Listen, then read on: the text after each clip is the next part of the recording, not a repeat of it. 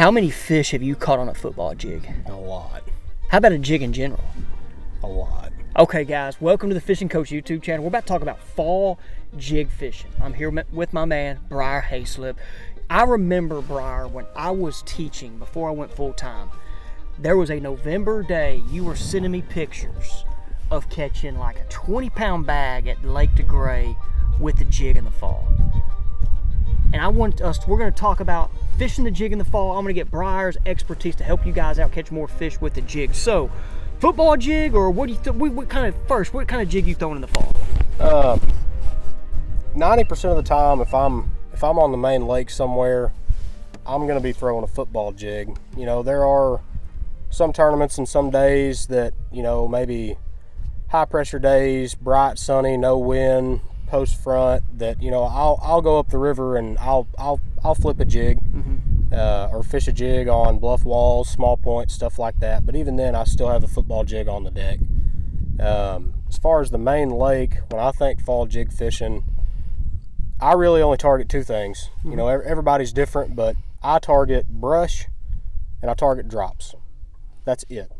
You know, a lot of fish get off on ledges in the summer, and you know, not all of them are gone this time of year. You know, I mean, they move around, they'll go chase bait, but a lot of those fish are going to stay there, especially if there's cover. And you know, if you get brush on a drop, you know, that's even better.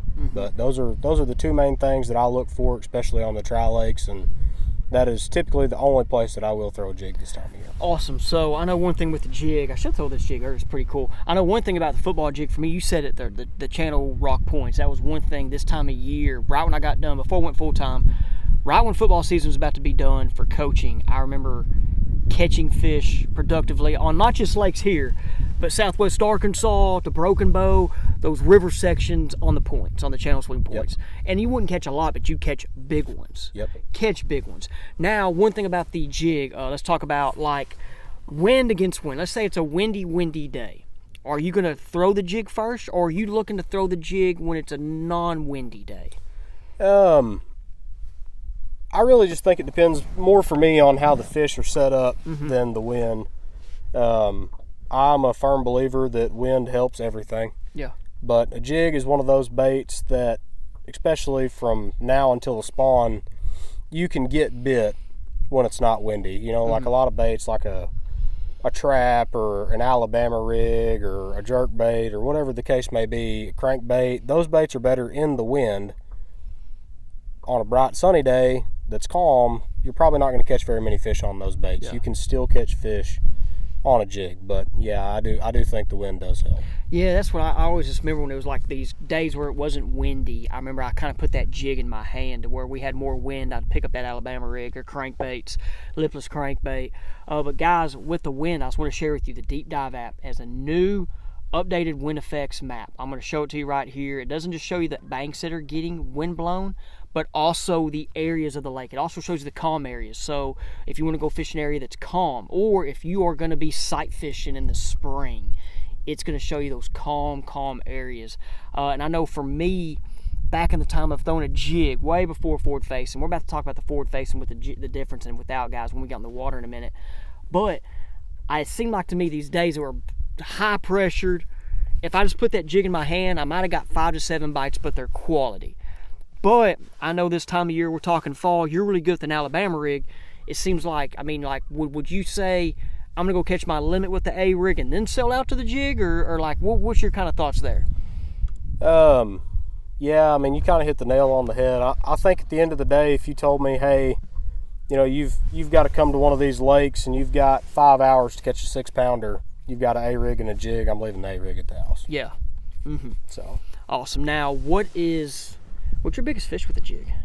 Right at 8. Yeah, caught a lot of 6s and a lot of 7s. A lot of 6s and 7s. Yeah. I know on this lake, we're on Lake Ouachita today, guys. I know you've caught some big ones here with it. Yeah, a lot of 6s, a lot of 7s, a lot of 4 and 5 pounders, but I don't think I've broke 8 on it. Yeah. What color? Any color wise? You kind of keep it simple. I mean, you got the whole box right here, but yeah, you try to keep it simple with the colors. I try to keep it simple. Anything brown, green, pumpkin. You know, I actually like to throw a black jig in the day a lot with the green pumpkin trailer, but man, I keep it pretty simple. Try not to overcomplicate it. You know, there's been guys, and there's still guys that are fishing for a living that have won more money on a jig than I would say half the anglers in the field put together on everything they throw. So I'm kind of one of those guys. You know, if it's not broke, don't fix it. Yeah. Now, one thing with the jig, I always think back, definitely the fall time of year. You always thought cloudy days that those fish were always suspended, and you had to throw the swim baits, but I always look back and the jig caught them on those cloudy days with no wind too for me. Yep. And on a recent trip, guys, at Lake DeGray, on one of my forward-facing sonar lessons, we had one of these cloudy days and the fish were glued to the bottom. It was crazy, and it started making me think, hey, these were the days where I caught them really good with a jig. So with that, top of your head and just out there, if it's a cloudy day, can't forget about the jig. Cannot forget about the jig.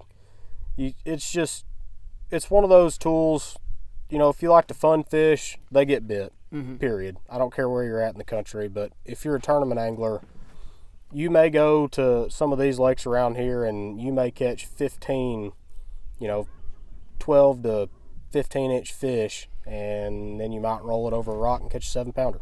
Yeah. It's one of the baits that you can get right on quick. It's one of the baits that if they are eating it well, and you're not throwing it, you will 100% get beat on. So, yeah, I mean, I agree with you. You know, it's not something that needs to be overlooked at all. Awesome. Appreciate it, guys. And hey, we're about to go to on-the-water footage. We can fish in a brush pile with a jig, help you out on what we're doing when we're fishing offshore with a jig. Here are our guys out here. We're off of a secondary point right now.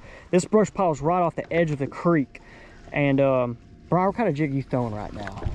I believe this is a greenfish tackle. It's kind of a hair jig rubber hybrid. And I like that jig. And then I've got a Berkeley champ grub on the back. Awesome. Guys, I'm gonna let Briar talk real quick. He's fished brush piles. I'm gonna ask him a couple questions.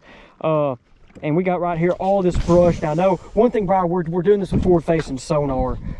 But let's talk about fishing this without forward-facing. You know, first, like how growing up, just fishing the football jig or fishing a jig and brush. I'll let you kind of talk about it before forward-facing sonar.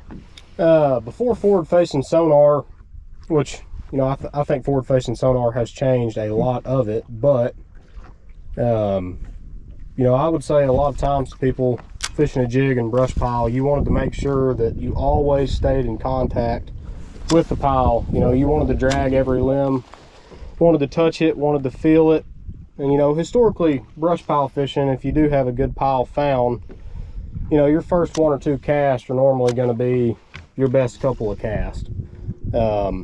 Which we know, you know, because of forward-facing sonar now, we can kind of see how they're reacting to it. But used to, you know, just being thorough was a pretty big part of it.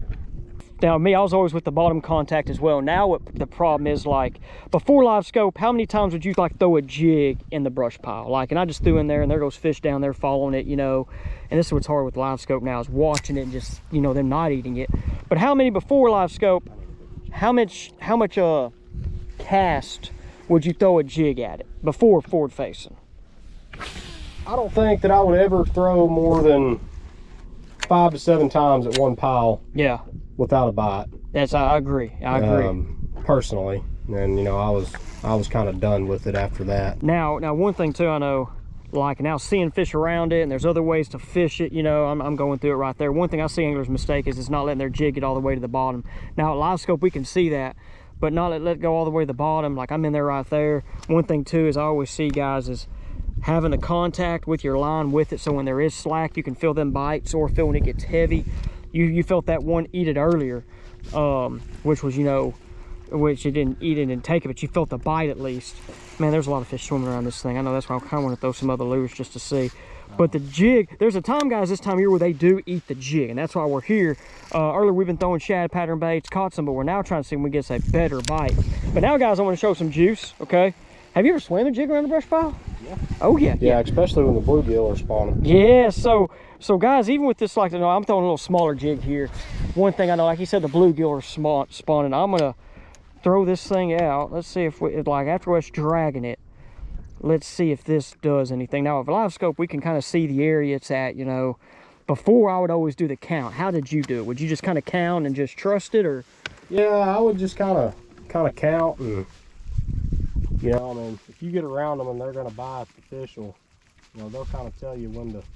Yeah. When to stop it and when to move it. you know, once you do kind of figure that out. But yeah, I always used to let a little bit of line out, you know, towards the end of my rod. You know, say if I'm fishing with a 7-foot rod and I drop it in the water, and Here he goes. Go get it. took 2 seconds to get down there. Oh, he thumped it. This little guy. Now one thing I'm doing real quick, I was going to ask you, did you just reel or did you shake?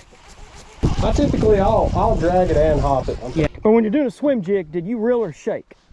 Oh, I always reel and shake. Yeah, but say after live scope, of course, guys, I you know, the shaking I've kind of seen when it's done with baits, but the Alabama shake you hear about, like swimming a swim jig up there on the bank, you know, with the grass. So I always kind of made that happen out here before scope, you know, when I was swimming a jig and grass and brush, and then it was always really neat to see like how when you shake it, how, you know, you got 8 now. With live scope we kind of learned like shaking a minnow and all that stuff's pretty cool. Guys, I'm throwing a little smaller finesse jig right here. This is a tungsten jig, okay, with little X-Zone lures on the finesse series on here. Got a little green pumpkin and a little green pumpkin blue on the trailer. I'm just throwing a 7.2 medium heavy fast. Man, Briar's throwing a bigger football jig, which I'd rather throw a football jig this time of year, but he had a jig on. I'm trying to throw a little smaller crawl just to see if that did anything there.